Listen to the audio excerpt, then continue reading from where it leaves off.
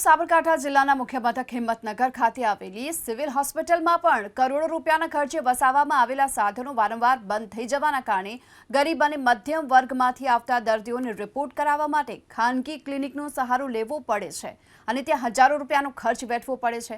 જો કે અદ્યતન સારવાર આપતા હોવાનો સિવિલ તંત્ર બણગા પોકારી રહ્યા છે, પરંતુ આખરે તો દર્દી પરેશાનીનો સામનો કરતા જોવા મળ્યા।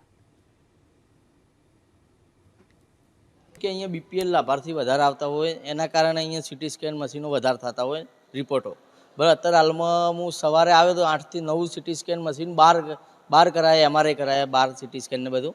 જો સીટી સ્કેન બાર કરે એટલે 5000 રૂપિયા ખર્ચો થાય અને અહીંયા સિવિલ હોસ્પિટલમાં ગરીબ દર્દીઓ આવતા પૈસા લાવે ચોથી બી ઉસી પાસીના 10% લાવવા પડતા હોય એમને। એટલે મારી સરકારને રજૂઆત છે, વારંવાર આ મશીન બગડી જાય તો તમે મશીન નવું આલો એટલે તકલીફ ઓછી થઈ જાય અને લોકોને ફાયદો થાય એનો। સારું થવું જોઈએ। આવા ગરીબ આવે તો એટલા પૈસા ક્યાંથી ખરીદે અને માણસને કઈ રીતે આ સેવા આપી શકે। એટલે 3 તારીખથી આ મશીન બગડ્યું છે અને આ સંદર્ભે અમે આ જે કંપનીનું મશીન છે એમના એન્જિનિયર, આ ઉપરાંત જીએમએસસીએલ અને વડી કચેરી ખાતે આપણે એને જાણ કરેલી છે।